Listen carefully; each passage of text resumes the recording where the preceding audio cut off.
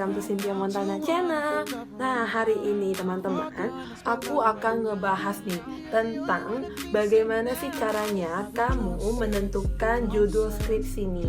Nah, ini adalah salah satu requestan dari followers aku teman-teman. Nah, sebelum aku lanjut ke video ini, jangan lupa ya, di like, komen, dan juga subscribe-nya. Aku tunggu lah teman-teman. Enjoy! Nah, yang pertama akan aku bahas itu lebih kepada bagaimana sih caranya kita menentukan judul skripsi. Mungkin buat sebagian orang nih, buat kalian yang udah semester 8 atau semester 7 nih, buat yang 3,5 tahun kuliah, kalian bingung nih, kira-kira judul skripsi apa yang cocok ya? Atau kan kira-kira ini oke nggak ya? Atau ini tuh boleh nggak sih kita pakai? Boleh nggak sih kita ngejiplak istilahnya? Atau boleh nggak sih kita ada referensi dari Google atau referensi dari yang lainnya, dari buku gitu kan? Masih agak bingung dong ya teman-teman. Nah, aku mau ngejelasin dikit dulu nih ke kalian ya, bahwa aku jurusan akuntansi ya, jurusan ekonomi khususnya, dan di bidang audit ya teman-teman. Jadi aku mungkin akan ngebahas secara lebih dalam tentang bagaimana caranya menentukan skripsi, judul skripsi yang berkaitan tentang ekonomi. Ekonomi dan manajemen ya mungkin ya teman-teman, karena juga beberapa teman-temanku ada yang ngebahas atau berkaitan tentang manajemen. Jadi itu boleh juga sebenarnya kalau di dalam ekonomi gitu. Nah, yang nggak boleh tuh apa? Yang nggak boleh tuh kalau kalian ngebahas soal marketing, itu nggak boleh ya. Nah, yang pertama adalah kalau misalkan kalian ngambilnya jurusan ekonomi, ambil jurusannya itu akuntansi, berkaitan tentang apa? Yaitu berarti pertama berkaitan tentang, kalian harus tahu dulu nih, ini kualitatif atau kuantitatif.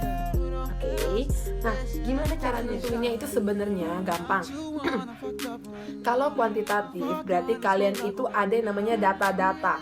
Kita pakai SPSS kalau saya nggak salah. Oke.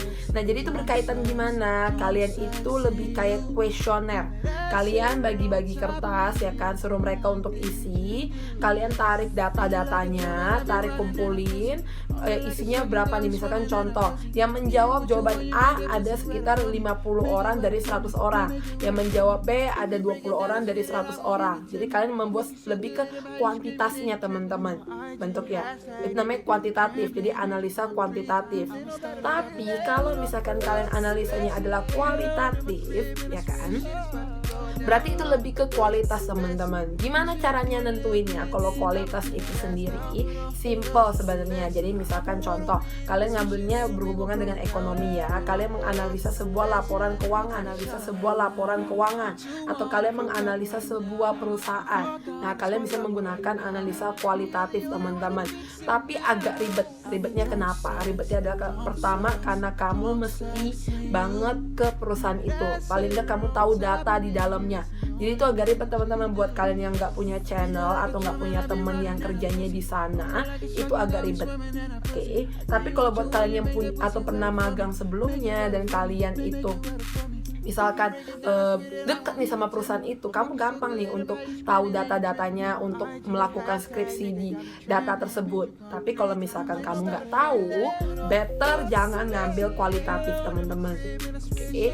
Nah, kalau mau sharing dikit nih ya, jadi aku itu ngambil yang berkaitan tentang kuantitatif. Jadi aku ngambil lebih ke kuesioner lah istilahnya. Aku lebih ke arah Big Four. Jadi aku menganalisa 4 Big Four ini, PwC atau PricewaterhouseCoopers, terus juga EY, habis itu juga Deloitte dan juga KPMG. Jadi 4 ini teman-teman yang aku bahas gitu kalau dalam skripsi aku ya.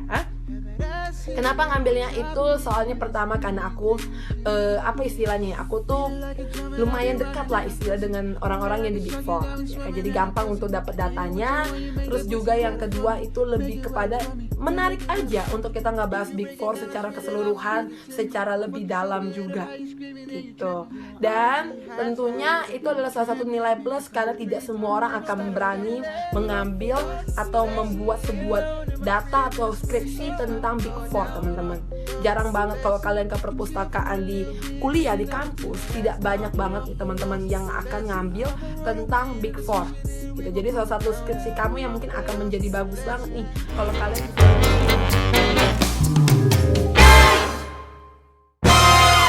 Four itu sendiri gimana, atau Big Four di dalam satu detailnya. Misalkan kalian tahu PricewaterhouseCoopers, kalian ngebahas itu secara lebih dalam, itu akan jadi nilai plus teman-teman buat kalian gitu.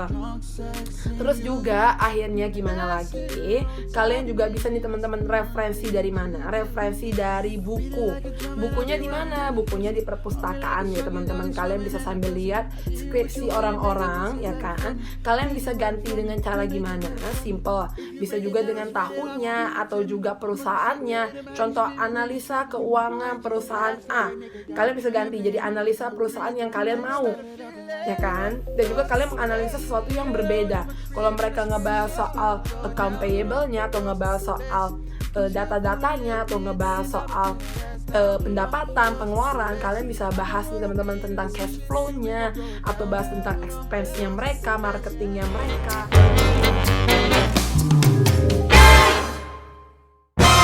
Apa aja yang mereka keluarkan, cost-nya, itu bisa kalian bahas secara lebih detail.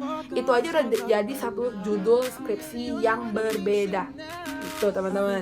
Jadi ini adalah salah satu yang bisa aku kasih masukan nih buat kalian semua yang pengen tahu gimana caranya ngebahas secara lebih dalam tentang gimana ya cara menentukan skripsi, apalagi buat yang jurusannya ekonomi. Ekonomi itu sebenarnya kompleks banget. Bisa ngomongin akuntansi, manajemen atau akuntansi biaya, ngomongin audit, perpajakan dan juga yang lain-lainnya. Simple dan kalian bisa dapat referensi dari Google, dari Facebook juga bisa, dari buku perpustakaan dan juga dari teman-teman gitu. Thank you ya. Yang udah nonton video ini, jangan lupa di like, comment, dan juga subscribe-nya. Thank you teman-teman. Yang suka video ini bisa kasih thumbs up, yang gak suka video ini bisa kasih thumbs down. Oke, thank you teman-teman. Have a nice day. Thank you.